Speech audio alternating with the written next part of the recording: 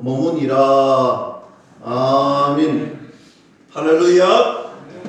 우리 옆 사람과 인사 한번 나누겠습니다. 은혜 받읍시다. 우리 한 번 더 입차게 이렇게 고백합시다. 기도하시면 더 잘 됩니다. 할렐루야. 베드로가 오늘 탁 등장을 합니다. 베드로가 등장하는데, 베드로는 우리가 너무 잘 알고 있는 수제자이지. 그런데 오늘 더 한 번 더 이 수제자에 관해서 우리 기억을 더듬어 봤으면 합니다. 베드로가 누구냐? 오늘 베드로는 이스라엘 북쪽에 있는 갈릴리 호숫가의 어부였습니다. 어부의 삶은 마치 다람쥐의 쳇바퀴가 도는 아주 공허하고 늘 매일이 반복되는 그런 삶의 연속이었습니다. 어느 날 평소와 같이 고기를 잡으러 갈릴리 호숫가에 갔습니다. 배를 타고 갈릴리 호숫가에 갔는데 이상한 것은 그를 따라 고기가 안 잡히는 거예요. 이상하게도 이 갈릴리 호수는 물반 고기반이라도 고기가 엄청 잘 잡히는 곳인데 고기가 한 마리도 잡히지 않은 거예요. 아무리 애를 써도 안 되는 거예요. 정말 마음이 허탈하고, 오늘 그 허탕치고 돌아오는 그 마음이 얼마나 힘들었겠습니까? 돌아온 그에게 해변에 돌아오고 있는 가정 속에 저 해변에 보니까 한 무리가 있어요. 한 무리가 있는데 그 무리가 누구였느냐? 예수님의 말씀을 듣고 있는 무리대였습니다. 그런데 그곳에 도착하자 예수님께서 베드로에게 이렇게 명하십니다. 너의 배를 좀 빌려야 되겠다. 그리고 베드로의 배에 오르시면서 하나님의 말씀을 증거하시기 시작합니다. 사람들이 참 많은 은혜를 받습니다. 오늘 물론 베드로도 하나님의 말씀에 많은 은혜를 받았겠죠. 오늘 말씀을 전하신 다음에 오늘 예수님께서 베드로에게 이렇게 말씀하십니다. 깊은 데로 가자라는 거예요. 배를 저어서 깊은 데로 이제 가기 시작합니다. 예수님께서 다시 말씀합니다. 여기에 그물을 내리라. 좀 전에 여기서 허탕을 치고 왔는데, 허탈한 마음으로 돌아왔는데, 내가 가지고 있는 모든 지식과 지금까지 어부의 모든 기술을 동원해서 오늘 물고기를 잡았지만 한 마리도 잡지 못했는데 오늘 그곳에 다시 나와 그물을 내리라는 거예요. 그때 이렇게 고백합니다. 말씀에 의지해서 그물을 내립니다. 그런데 놀랍게도 조금 전까지만 해도 한 마리도 잡지 못했던 그곳에서 만선의 기쁨을 누립니다. 옆에 있는 배 손짓에서 함께 그물을 올리고 함께 만선의 기쁨을, 그 은혜를 입었습니다. 그래서 베드로는 탁 눈치를 챘죠. 이분은 대단한 분이다. 그래서 그분 앞에 무릎을 꿇고 고백합니다. 주여, 나는 죄인으로서이다. 나를 떠나소서. 예수님은 이렇게 말씀합니다. 아니다. 너는 나를 따라야 한다. 너는 나를 따라야 한다는 거예요. 이 베드로를 불러주시면서 이제는 너가 고기 잡는 어부가 아니라 사람을 낚는 어부가 되리라 했습니다. 사랑하는 성도 여러분, 이제까지 생존을 위해서 베드로가 살아왔는데 이제는 생명을 살리는 사람으로 부름을 받았습니다. 그런데 오늘 본문 32절 말씀 보세요. 베드로는 이미 사람을 낚는 어부가 되어 있다라는 사실입니다. 왜 그랬을까요? 왜 이렇게 베드로가 사람을 낚는 어부가 되었을까요? 이유는 한 가지입니다. 예수님을 만났기 때문입니다. 예수님을 만난 베드로는 예수님이 사람 낚는 어부로 이미 바꾸어 주셨다라는 사실입니다. 여러분, 이 사실 하나는 반드시 기억하십시오. 예수님을 만난 인생, 예수님을 만나면 저와 여러분들도 인생이 바뀌게 될 줄로 믿습니다. 우리가 전도 프로젝트로 우리가 저 가까호 방문할 때에 이런 기도를 하면서 나갔으면 좋겠습니다. 예수님 만난 인생은 그 인생이 바뀌게 된다. 생존이 아니라 생명을 얻는 인생이 된다. 믿을 수 있기를 축복합니다.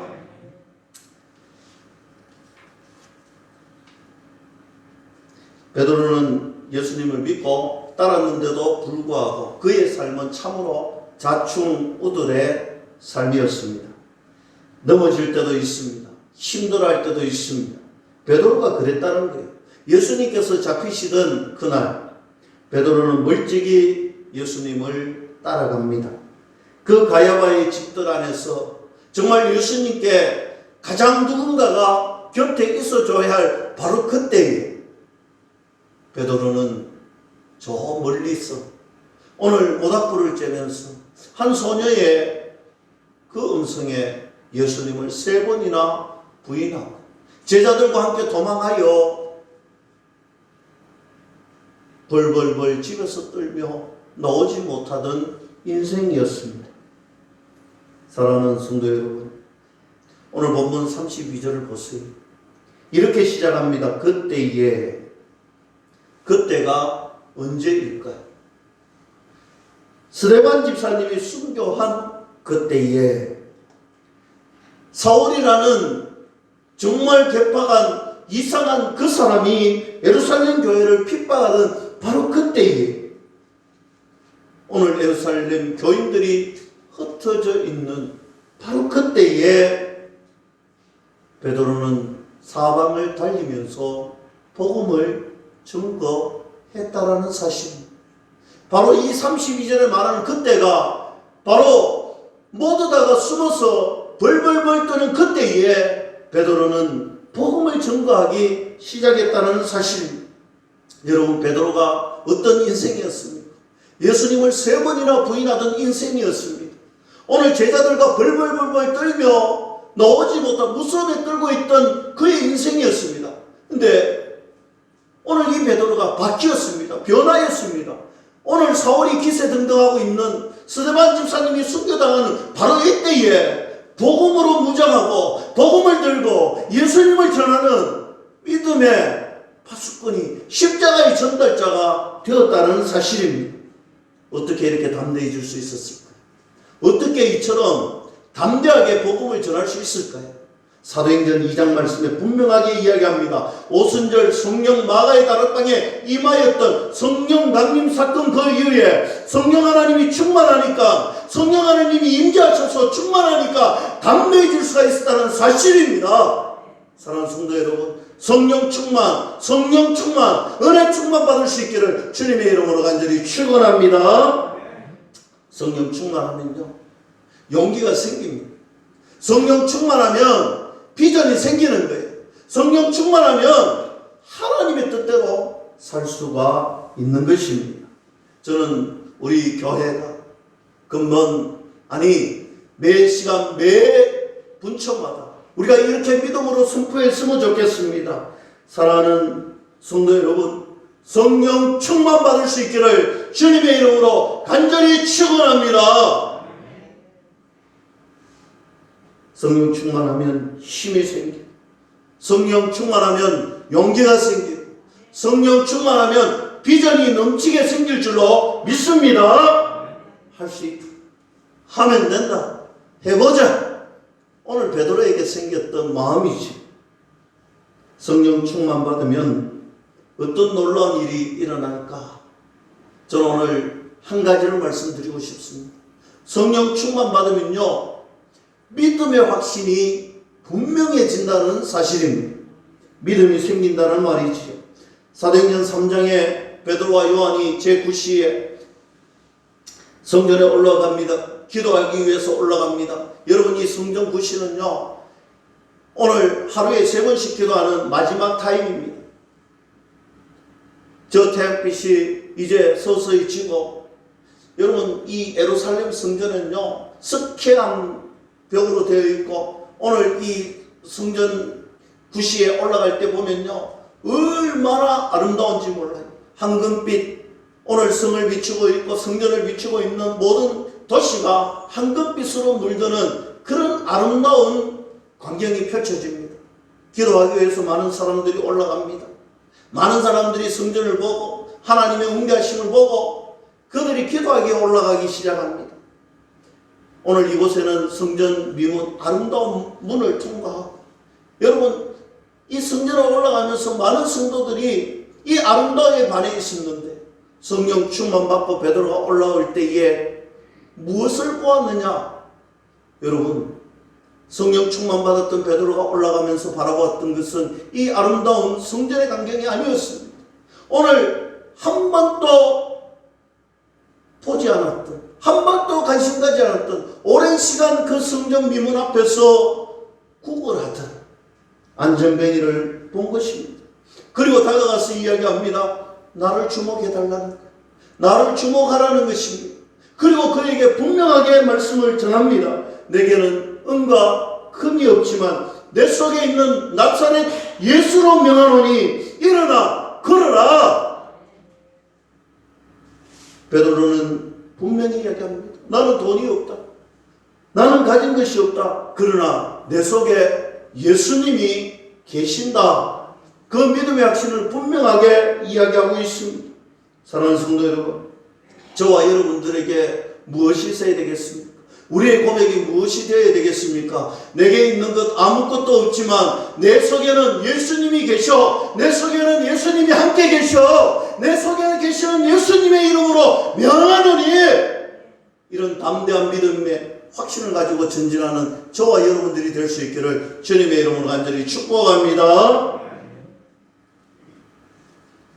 32절 말씀에 베드로는 루다에 갑니다.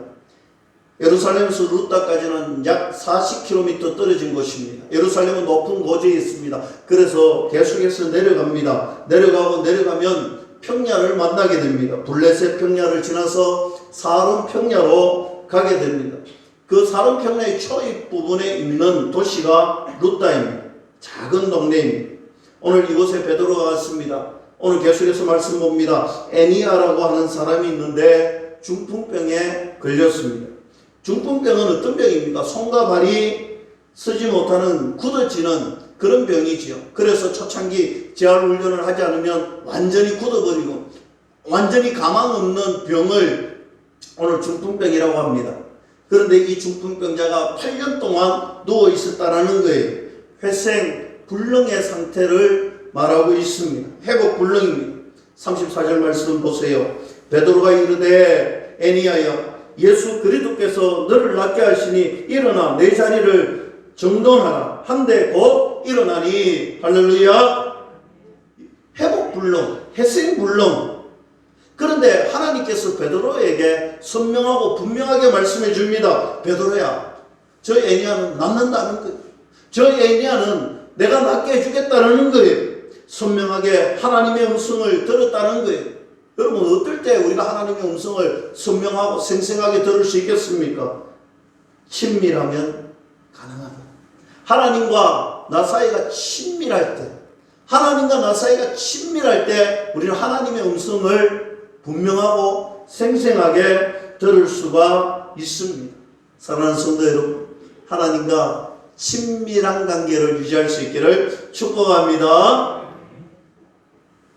하나님의 음성이 베드로에게 들렸지. 베드로야, 애니아는 낫는다. 저 중풍병 고쳐진다. 그래서 그 생생한 음성을 듣고 그가 고백합니다. 일어나서 내 자리를 정돈하라.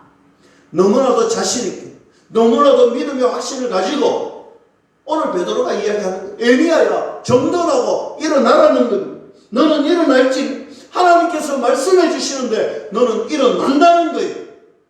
그가 36절 말씀 보세요. 일어나고 욥바라는 도시가 나오는데 이 욥바는 루다에서 북쪽으로 약 18km 떨어진 곳입니다.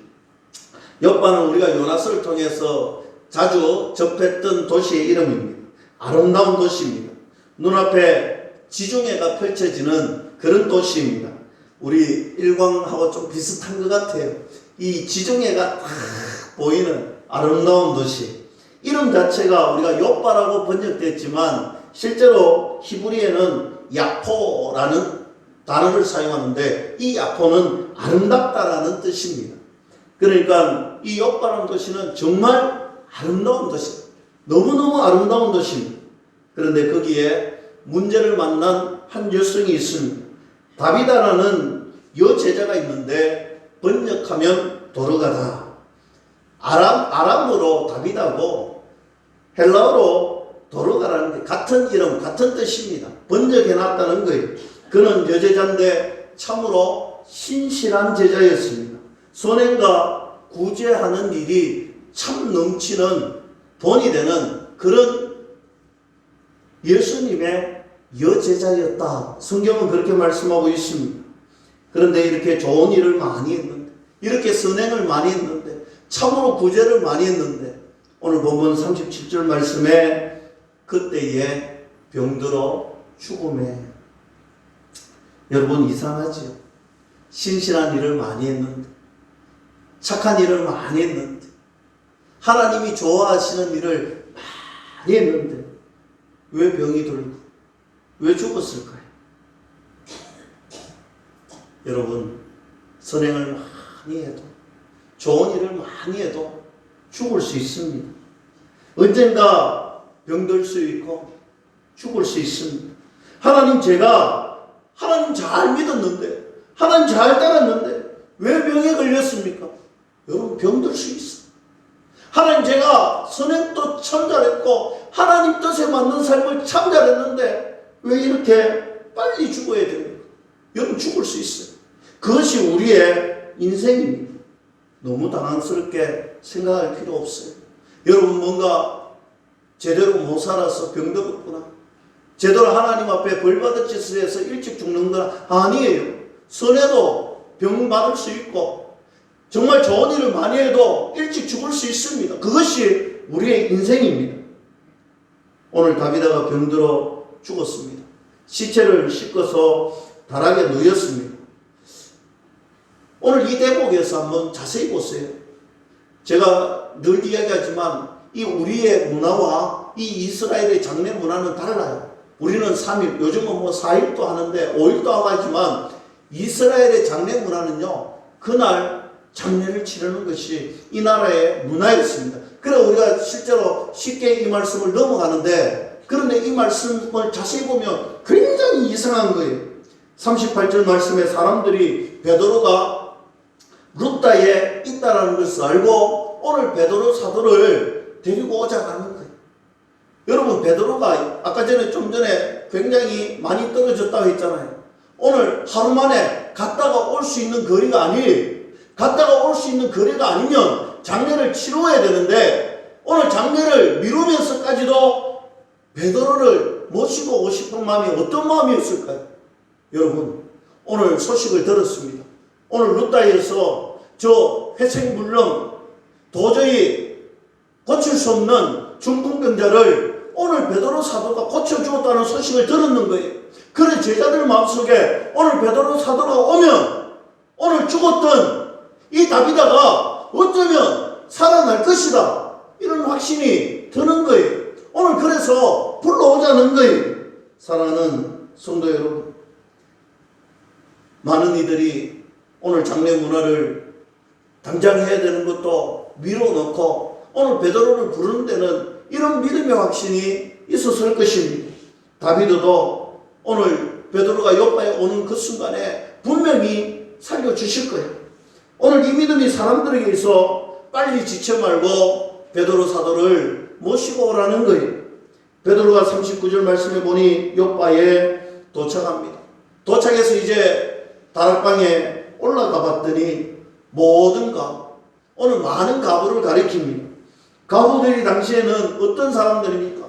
혼자서는 살아갈 수 없는 사람, 도움이 없으면 살 수 없는 사람, 생존할 수 없는 그런 사람들이 가부였는데, 이 어려운 처지에 있는 사람이, 이 여인들이 펑펑 울면서 오늘 베드로 제자 앞에 나와서 펑펑 울면서 오늘 겉옷과 속옷을 보여주는 거예요.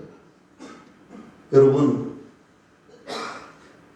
오늘 사도 베드로에게 그들의 겉옷과 속옷을 보여주는데, 속옷은 우리가 흔히 생각하는 속옷을 이야기하는 것은 아닙니다.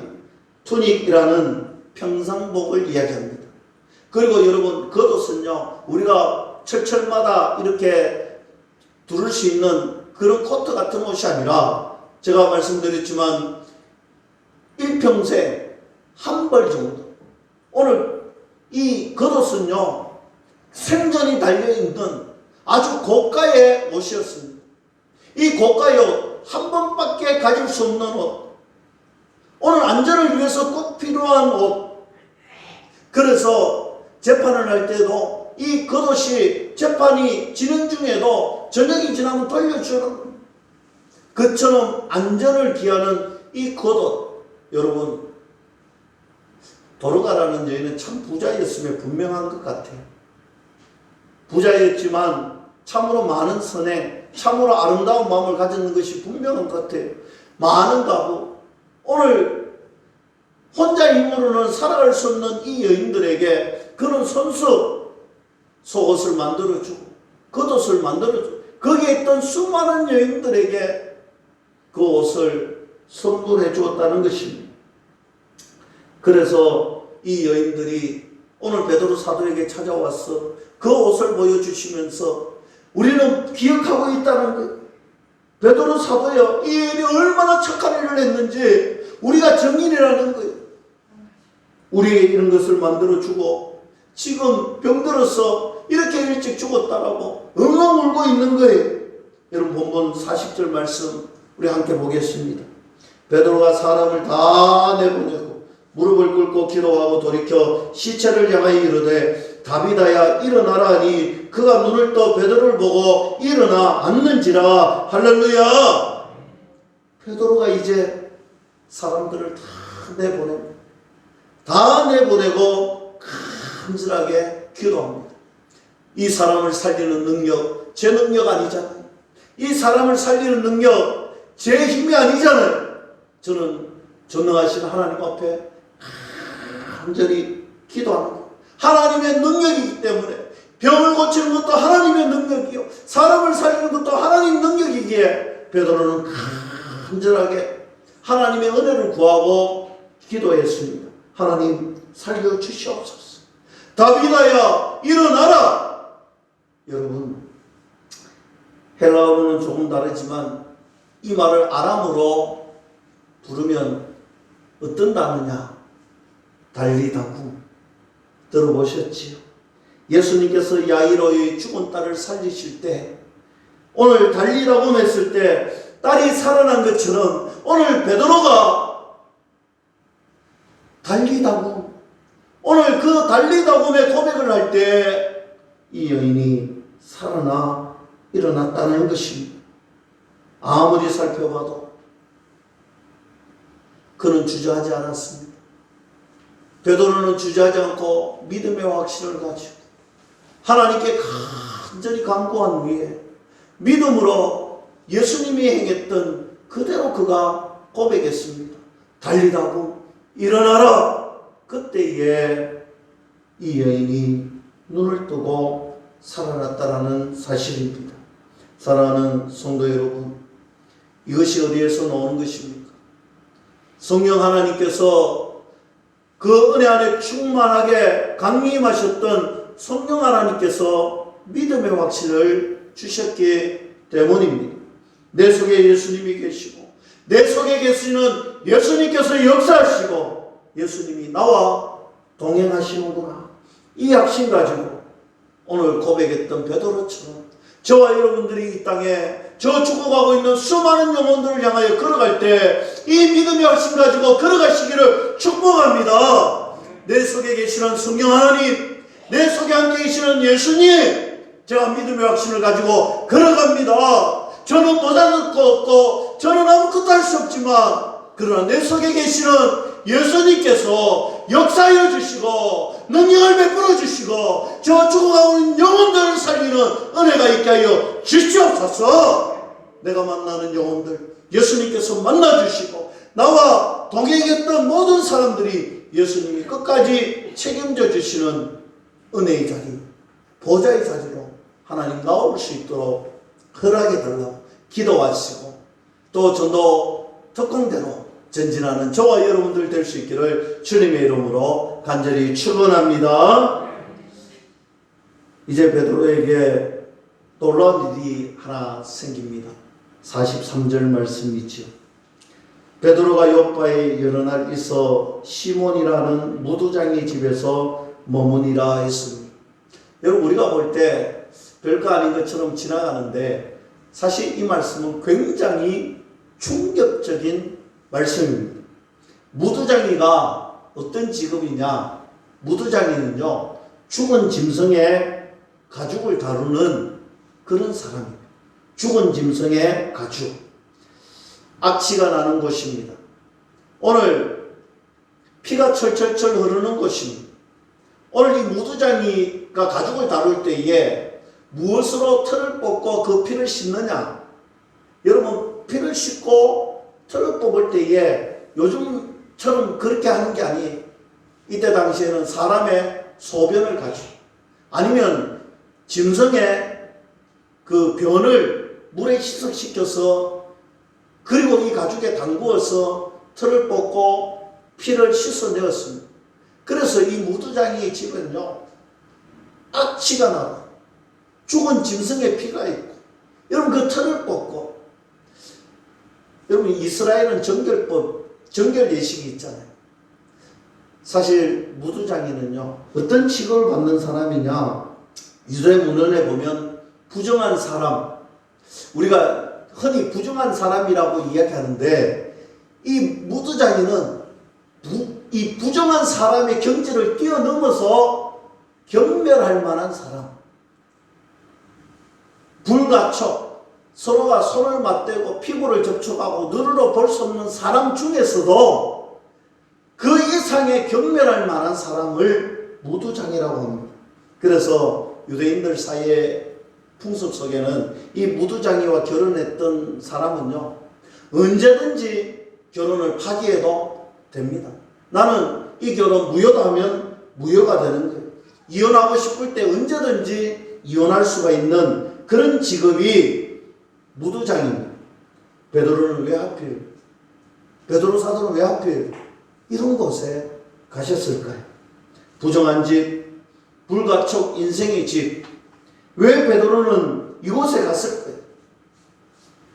사랑하는 성도 여러분, 우리는 이 사람을 부정하게 생각하고 혐오할 만한 그런 사람이었지만 우리 예수님의 보혈의 피는요, 이런 것도 깨끗하게 씻을 수 있는 능력이 있다는 것입니다.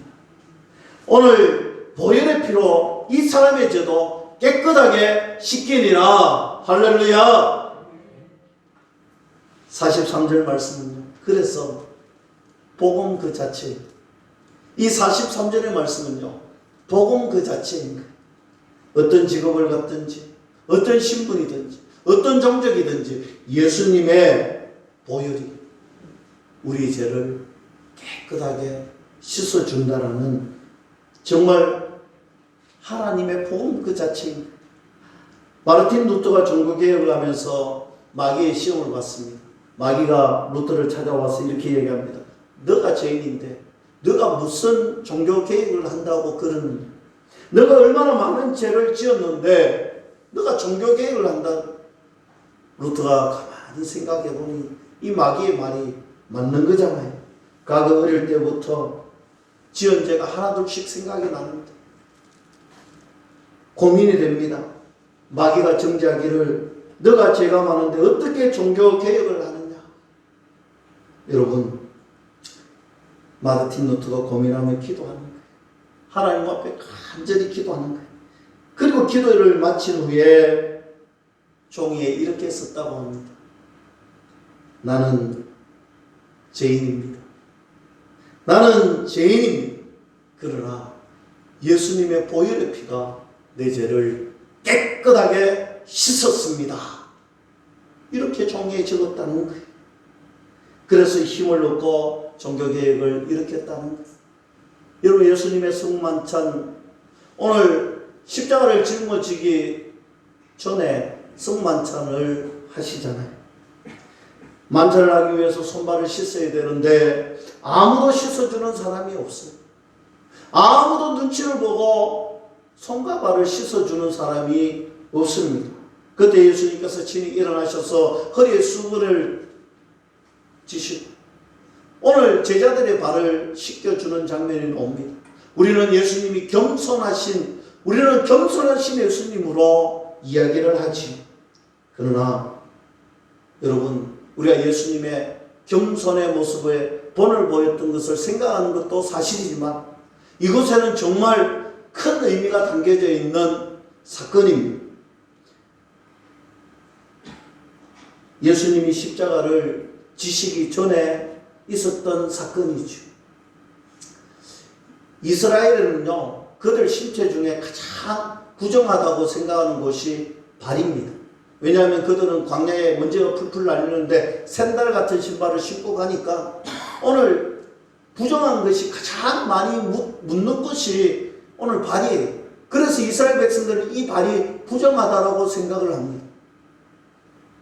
예수님께서 제자들을 그 발을 씻기시며 그들의 부정을 씻겨주시면서 오늘 이렇게 이야기합니다.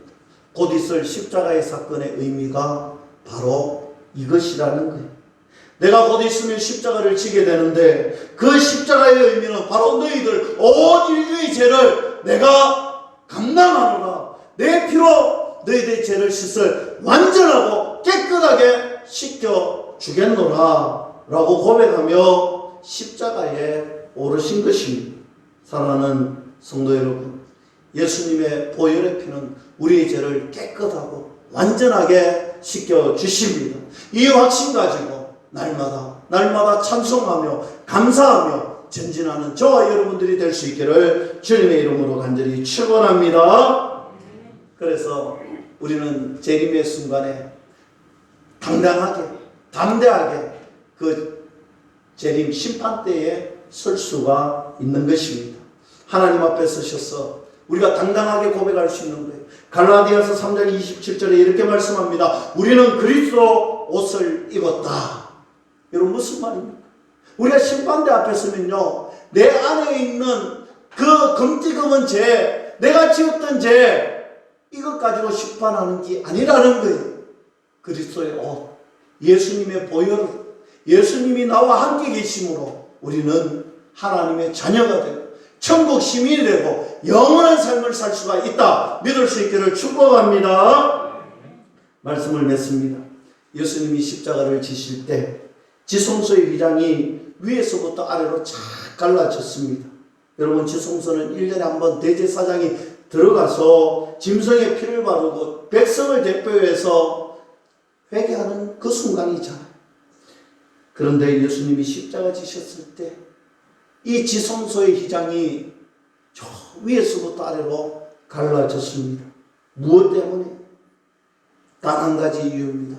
예수님의 보혈의 피로 이제 이런 거 필요 없다는 거예요. 예수님의 보혈의 피로 이제 이런 거 하지 않아도 된다는 거예요. 예수님 믿기만 믿으면, 예수님만 따르면 너희들 완전한 천국 시민이다. 하나님의 자녀다. 이제 하나님 앞에 아바 아버지가 부르면서 살 수 있다. 믿을 수 있기를 축복합니다. 이 보혈의 피를 의지하면서 하나님의 은혜의 보좌 앞에 자주자주 나가셨어. 하나님과 교제하시고 하나님과 동행하시고 은혜를 누리시는 저와 여러분들이 될 수 있기를 주님의 이름으로 간절히 축원합니다. 이제 함께 찬양하며 주님 앞에 나아가기를 원합니다.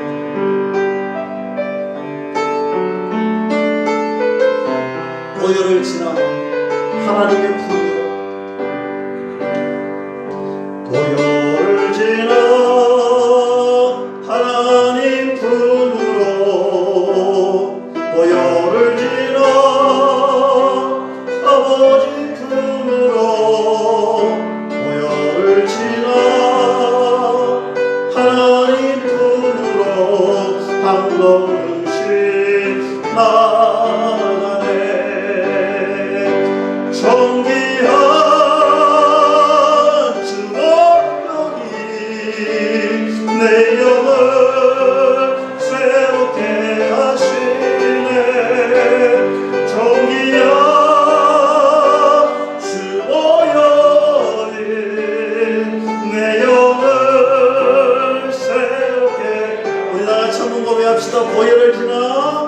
보혈을 지나 하나님 품으로 보혈을 지나 아버지 품으로 보혈을 지나 하나님 품으로 한 걸음씩만 존귀한 주 보혈이여 존귀한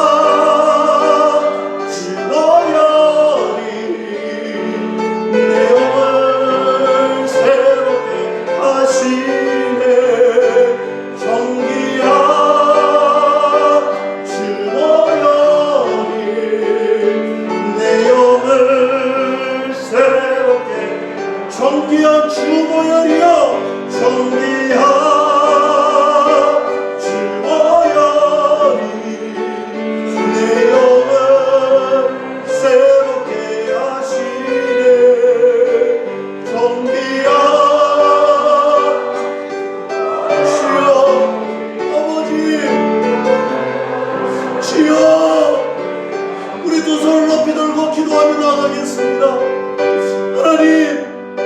하나님 친밀한 교제 섞기를 원합니다. 보혈의 능력을 붙들고 걸어가기를 원합니다. 이 땅을 하나님 우리에게 주시옵소서. 전능하신 하나님 말씀에 순종하며 주의 말씀을 의지하여 나아가겠습니다. 주의 능력을 다하여 주시옵소서.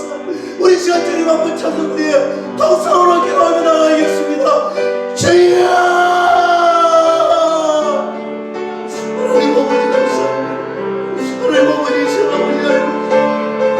아버지 하나님 제일이라는 것이 주께 감사하며 나가기를 원합니다. 주께 찬송하며 나가기를 원합니다. 저희들 아무 끝날 수 없는 부족한 점들이 하나님이 자녀 삼아주시고 하나님이 십자가의 아버지 쇼핑감으로 저희들을 살려주시고 하나님의 보혈의 능력으로 저희들을 인도하여 주시면 감사합니다. 주님 아버지 시온을 하나님 앞에 그 은혜의 무엇으로 보답하며 살아갈 수 있겠습니다. 그 은혜의 무엇으로 보답하며 살아갈 수 있겠습니다. 우리의 믿음의 능력의 악체를 가지고 걸어가기로 원합니다. 주님이 주시는 믿음을 가지고 걸어가기로 원합니다. 주의 말씀을 의지하여 걸어가기로 원합니다. 주여 도와주시옵소서. 주여 함께하여 주시옵소서. 주의 능력을 나타내어 주시옵소서. 우리의 믿음의 확신 위에 하나님 비전을 심어주시옵소서. 힘을 주시옵소서. 용기를 주시옵소서. 아버지 하나님 감사합니다. 주여 도와주시옵소서. 함께하여 주시옵소서. 주님 감사합니다. 주여 함께하여 주시옵소서. 하나님 아버지 감사합니다. 주님이 주시는 그 은혜 그 사랑에 무엇으로 보답하면 살아갈 수 있겠습니까? 주님이 주시는 그 마음, 주님이 주시는 그 확신 가지고 주의 보혈, 십자가의 능력 아버지 우리가 전하며 살아갈 수 있기를 소망하오니 주여 허락하여 주시옵소서. 주의 말씀 붙들고 살아가겠습니다. 주의 은혜 보답하며 살아가겠습니다. 주여 함께하여 주시옵소서. 예수님의 이름으로 감사하며 기도드리옵나이다. 아멘.